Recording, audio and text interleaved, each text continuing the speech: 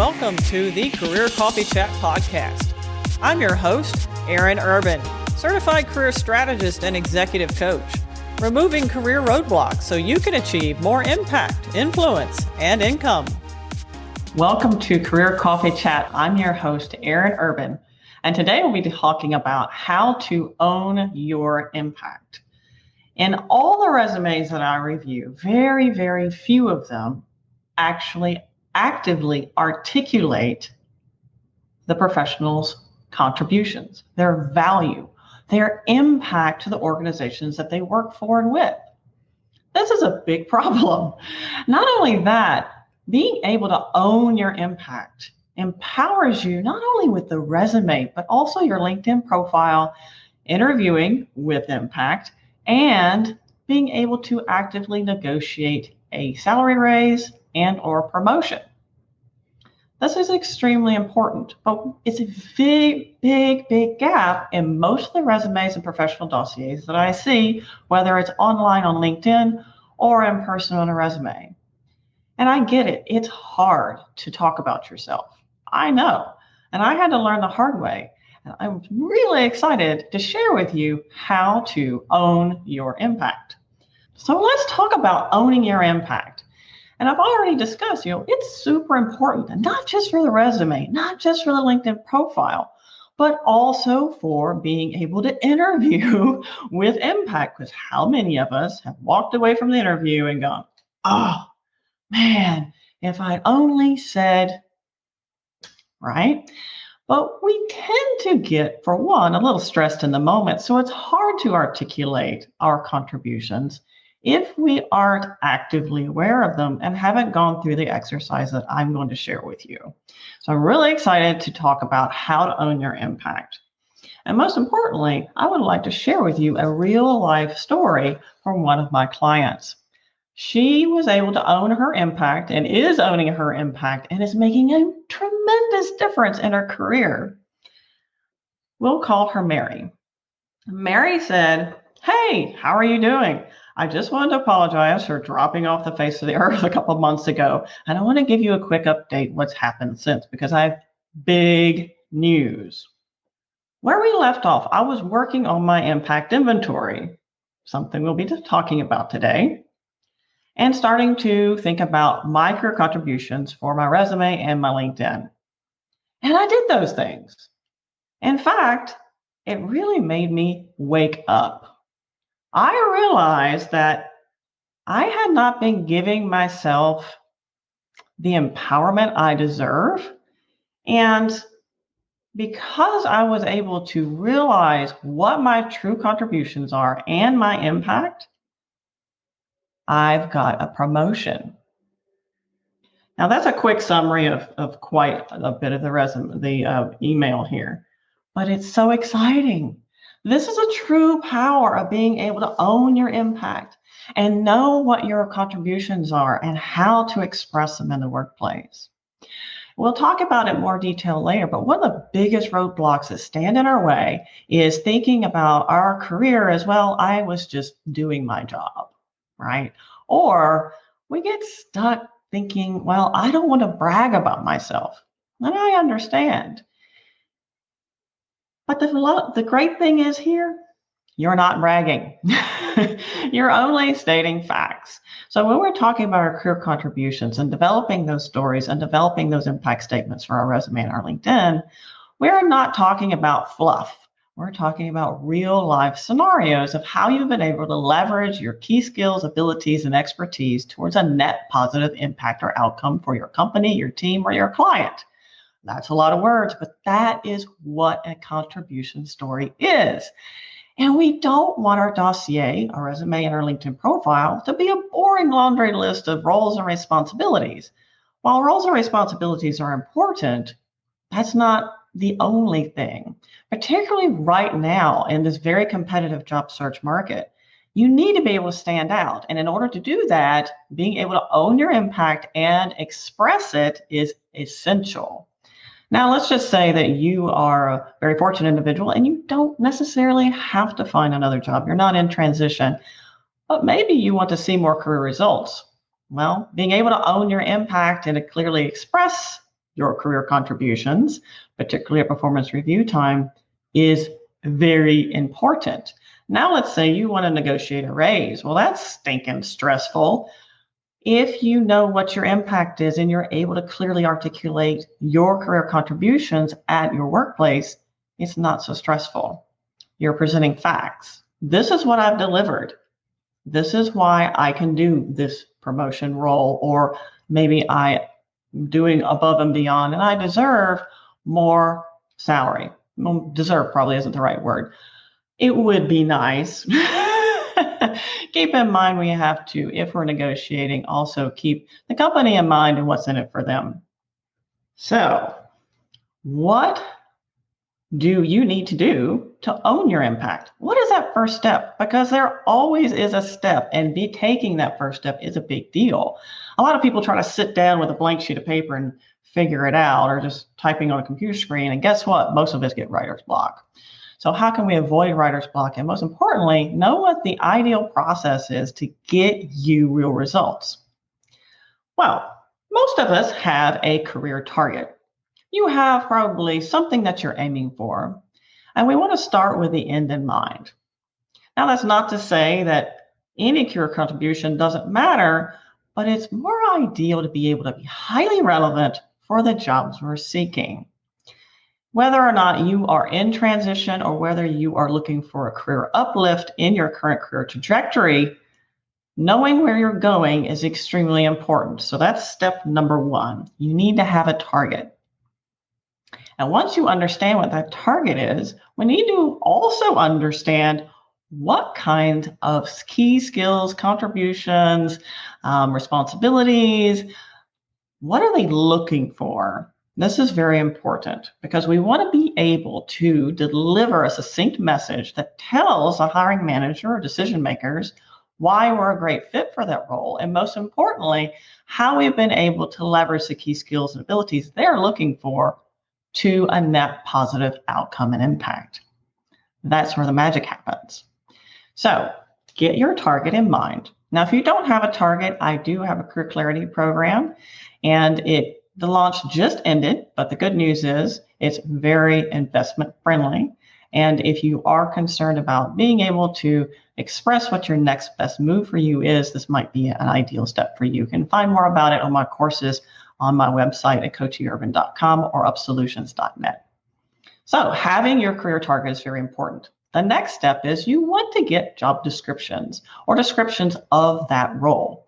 If it's internal to your organization, you may be able to sneak around and get a job description. Or if you just know what that role entails, that may help you tremendously. One way to think about it is if you were hiring for that role, what would you be looking for? Now, let's just say you're in transition and you need to make sure that your resume and your LinkedIn and in the interview, you're able to express your career contributions. Well, you want to leverage that same job target. Go to any job board, doesn't matter where really, LinkedIn, Indeed, Google, and pull down 2 to 3 descriptions of your ideal job target. Let's just say you're looking for a technical project manager role. And when you go online, you see a couple job descriptions that really make your eyes light up. You think, hey, I really like this role. This is exactly what I want to do. This is very important, ladies and gentlemen, because you can target roles by their name, but the description has to mean something to you, because what you're doing in the next step is leveraging that content to be able to outline and frame your career contributions. So let me say that again. You want to find your target. The description of that target needs to make your eyes light up and make you go, hey, I really want to do this. That is important because you're leveraging the content of these job descriptions to help frame and outline your career contribution stories. That way, you know that you're highly relevant for the job. Make sense? So we've got our target. We know that target lights us up. We're like, yes, this is exactly what I want to do. What are we going to do with that content? Well, the first thing you want to do with that content is look at the job description. Well, look at the job description and you want to look at all those bullet points, okay? Now you can do this online. You don't have to do it manually with a highlighter, but use a method that best works for you, okay? You want to highlight every bullet point that they ask for that's in your toolbox. That's a big deal because what I see all the time is while we have some great information and content in our dossier, it's not exactly it's an okay match to the job description because we created our resume and our LinkedIn based on our perception, which is fine. And we need to be very relevant based on other people's perception, right?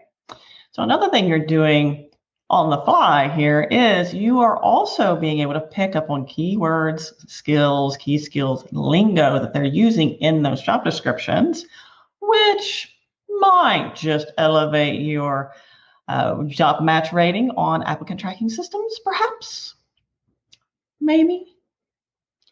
So this is very important. You want to highlight all of those bullet points and line items that you know is inside your toolbox. That's step number 1 or 3. I forget which step we're on. You get what I'm doing. Then you want to take that and compare it to your resume. What's in your resume right now? If you already have a contribution statement for one of those line items, cross it off. Don't worry about it. You're good.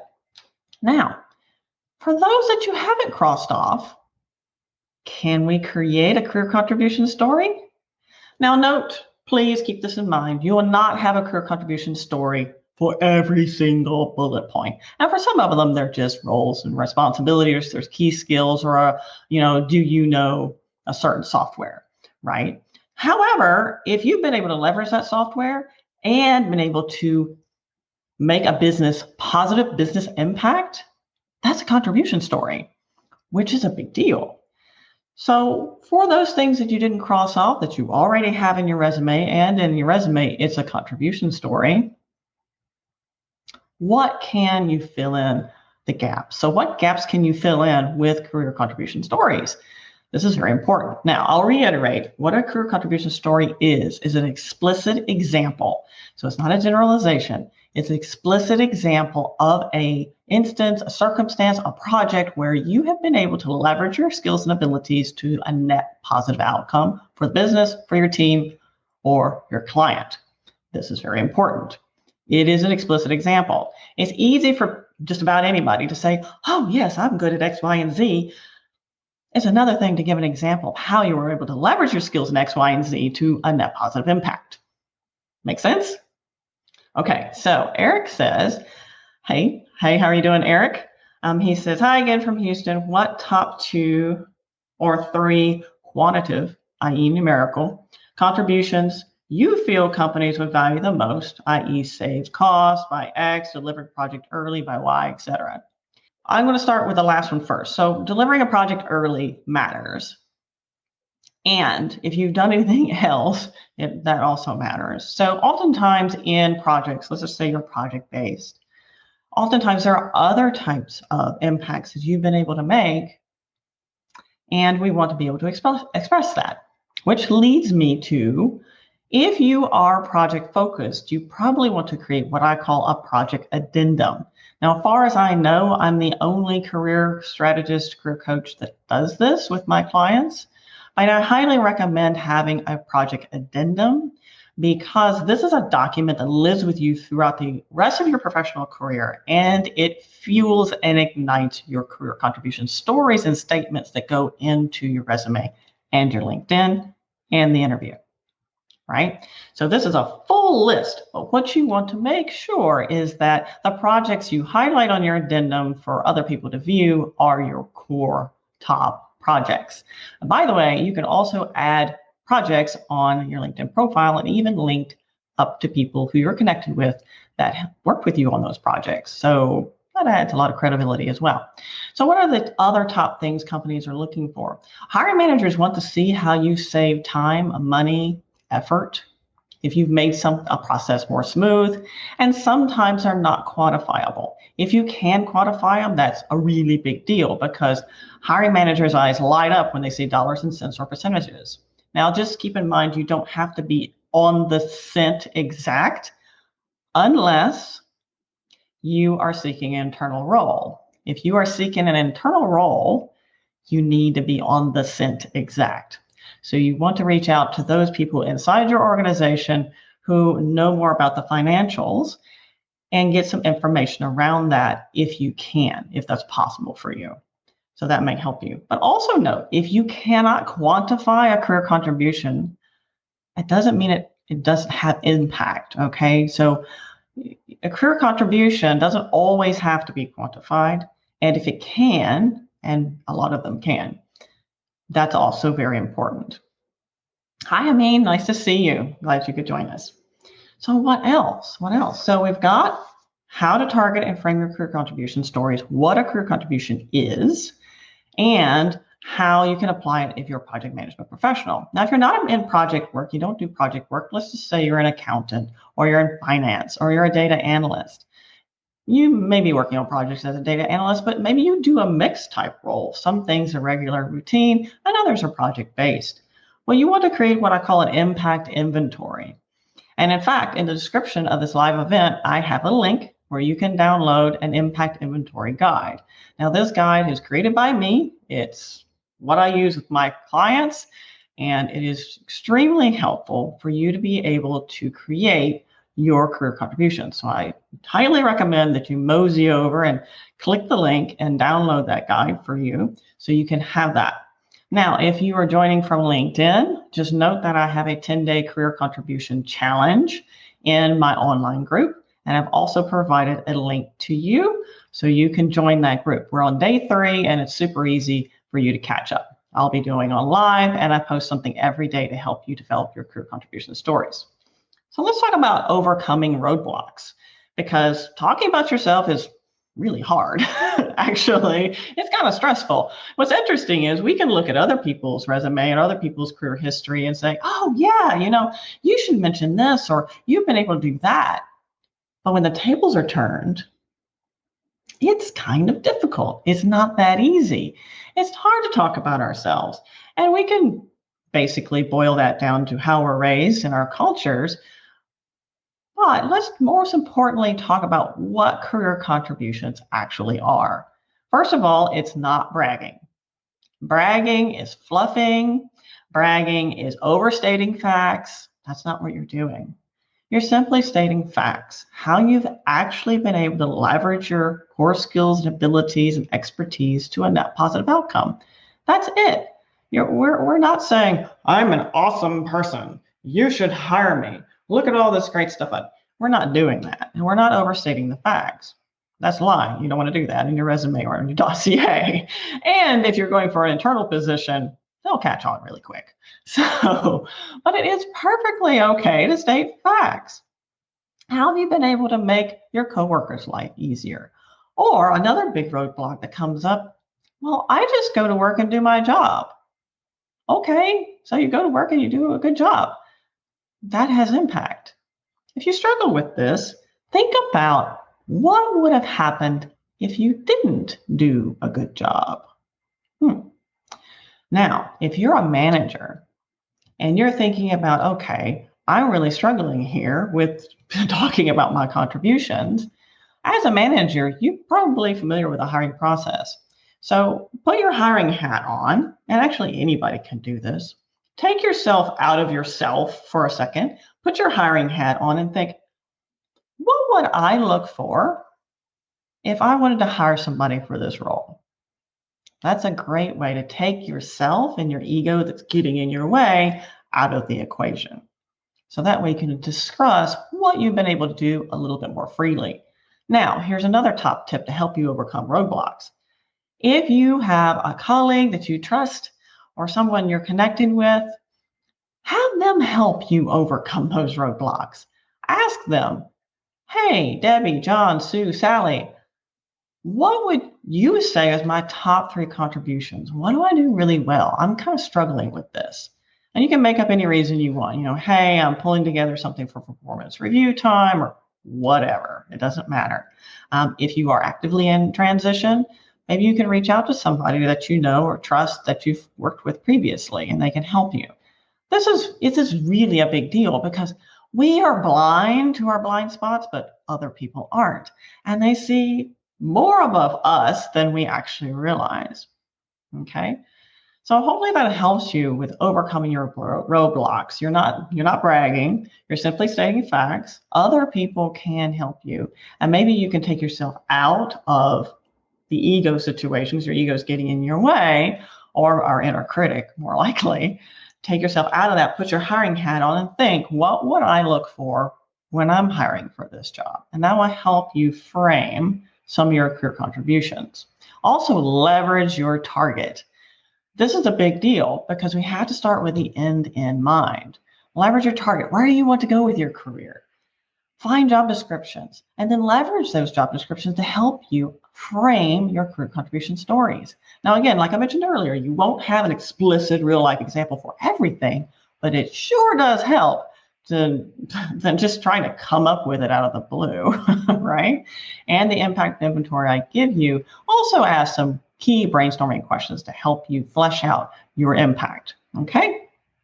Now, where and when do we leverage our impact? So we're owning our impact. We know what our impact is. We've got an impact inventory. We've got a project addendum. We know what we're doing here. We've got our impact. And maybe by this point, like all my other clients, you've also woken up and realized just how much value you truly have to bring to an organization. And knowing what your impact is and owning your value is tremendous when it comes to particularly the job search or getting that nerve up to seek for a salary raise or a promotion. It's a really big deal. And also this process is, just absolutely critical and essential for the interview, by the way, because once you've gone through this, once you've done this, you're be able to articulate your contributions much more succinctly and readily in a very stressful situation. So hopefully that makes sense. But where do you use it? What do you do? Okay, well, first of all, let's just note that your full project addendum, your full impact inventory is probably will be more content that you'll actually be able to fit into your resume, right? So we have to condense that information. Hopefully, in your contribution stories, you have not only have the business case, so why, what was happening, what were you trying to overcome, that sort of thing. You will also have a detail, so what was your involvement, who else was involved, what are the key stakeholders, how big was the project, how fast was the project, was there a budget that you managed, if so, how big was it, etc. Did you overcome any roadblocks? Was there any challenges along the way? Were you able to leverage your skills? If so, what skills, right? So all this detail will be in your inventory or your project addendum. And most importantly, what was the impact? Why was what you did, why did it matter? What did it do for the business, the company, the client, your team, the end user? My technical PMs particularly kind of struggle with this. You're not really sure, oh, okay, so I upgraded blah, blah, blah. Well, okay, so what can they do now that they couldn't do before? Have you made it into something more efficient? Does it take less time? Have you streamlined the process? You will be able to quantify, even if it's only percentages. And keep in mind, you don't have to keep it exact unless you're applying for internal roles, and then you do need to be exact. And you can probably quantify a lot easier than you think you can. If you save time, well, time is money. So think about it. What's the average salary of those people's time you saved? And how many people was it? How often, right? Hopefully that makes sense for you. So you can be able to have all this beautiful information, but we need to be able to distill it down into our LinkedIn profile and our resume, and be pretty succinct in our interviews as well. So typically, as a career coach, what we do is we take the catalyst, so what was going on and the impact, and just maybe note some high-level bullet points or really high-level points in the detail. You want your statement in the resume and on LinkedIn to be about 2 lines long, no longer. And that's, not 2 lines long landscape. That's 2 lines long portrait, portrait mode. So we don't want this volume of information, quite simply because no one will read it. And top tip, start off with the impact. I saved 75% of time in such and such process by doing so-and-so to avoid whatever risk. Which brings me to a good point. Circling back a little bit here, avoiding risk also matters. Not everybody is in the business of gaining things. A lot of us are in the business of avoiding things. Compliance, reliability, even some quality assurance jobs, risk, etc. So all these types of jobs are avoiding risk. Well, think about it. How much impact is that risk you avoided? How much impact would it have on the business? Like my husband, for example, he's a reliability engineer. What he does doesn't seem super sexy, but he kind of avoids Deepwater Horizon, which is a big deal. Yeah. So yeah, he tells people he avoids the end of the world.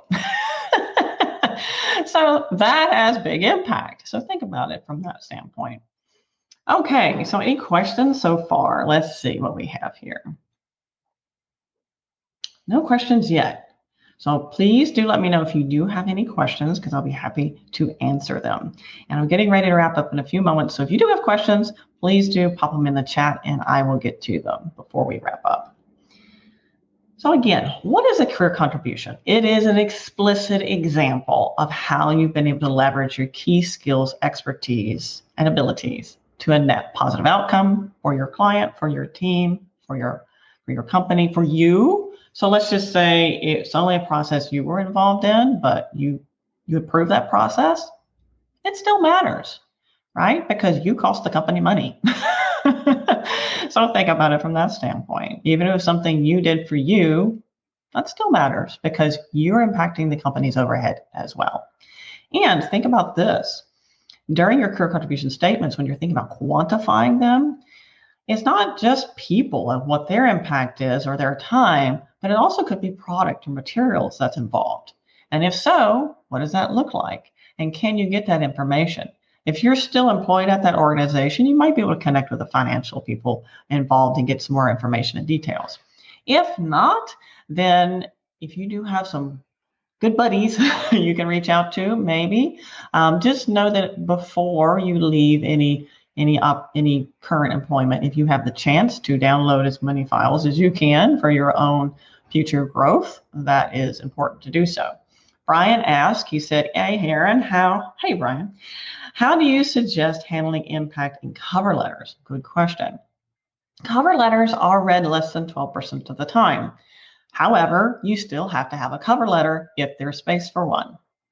Now, in your cover letter, what you want to do is maybe have 2 or 3 bullet points that are relevant to the job you're applying for that talk about how you've been able to leverage your skills to a positive outcome based on what they're asking for. Make sense? Because you want to be super relevant. And by the way, when you're optimizing your resume, that's probably what you should have done elsewhere as well. Hint, hint.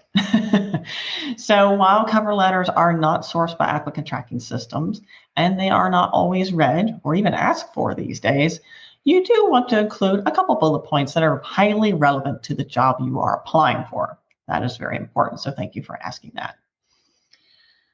Now, I went over what matters. So when you create your full impact inventory or project addendum, if you're a project manager, you will probably have all this information, and we can't squeeze all of that into our resume or our LinkedIn profile. That's just too much information. But note that if you have worked on projects, you can put it in your LinkedIn profile. There is a section for projects. Last time I checked, and let's say just removed it yesterday or last week. And you can also connect with those people who worked with you on that project. So that gives you a lot of extra credibility, and it's very, very useful. But again, we have lots of content. What are we going to do with it? Well, we want to be highly succinct. So what truly matters for the hiring manager at the resume and profile stage is what was the business case and what was the impact? The impact is the most important thing. You actually probably want to lead your statement with the impact. Save $100,000 or whatever a year by X, Y, and Z to avoid or gain whatever, right? We want to be very, very short to the point, because your resume and your LinkedIn profile is not to close a conversation. Those documents and that exist to actually incite a conversation. So hopefully that makes sense. Daniel says, any thoughts on impact statements if I plan on moving into another field? Great point. So Daniel, you want to leverage that target that I mentioned earlier on. You always want to start with the end in mind. So if you're moving into another field, leverage those target job descriptions, so the roles you're seeking, to help you frame your contribution stories, because that's tremendous. You want to be relevant, because we can talk about anything, but we want to talk about things that are highly relevant to those roles that we're seeking. So if you're considering career shift or career pivot, and a lot of us are right now, then you definitely want to leverage those target roles to help you frame your career contribution stories. So hopefully that helps you. Now, what about quantifying? Because this is a big sticking point for people. As I mentioned earlier, if you cannot quantify something, that does not mean it's not impactful, okay? But if you can quantify something, that really makes a difference. Dollars and cents scream off the page. Percentages, really draw the eye. So hiring managers are looking for those people who are able to quantify as much as you can. Not every role you can quantify things. So don't get discouraged if you cannot. Don't worry. It doesn't mean you don't have impact. You do. Just we won't have percentages or dollars and cents. And I would also argue that more of us can quantify than we give ourselves credit for. Okay, let's just say that you saved at least 3.5 hours in a process because you're able to streamline that process. And 5 people use that a week, and they typically touch that process 2 or 3 times that week. Well, extrapolate. If those people made around about XYZ salary, you can extrapolate what that savings might actually be. And again, you don't have to be exact unless you're applying for an internal role. And then you do have to be exact. But if you're applying for an internal role, then it might be a little easier to actually find out the financials, hopefully. So hopefully that makes sense for you. Time is money, but don't forget materials or product that might have been saved also. So let's just say you're in logistics and supply chain, and maybe you streamlined a process involved trucking or shipping. Well, then you have wear and tear on vehicles, gas, maintenance. So you see where I'm going with this? So it's not just people's time and salaries. It could also be other items as well. Hopefully this is helpful for you to own your impact, because owning your impact is so incredibly important. It's incredibly important not only for your resume and your LinkedIn, but hugely important for the interviews, because you're able to walk in with a lot more confidence and clarity around exactly what your value is as a professional. And a lot of people report when they work on this process with me that they gain so much more clarity and understanding exactly what they want to do with the rest of their career lives.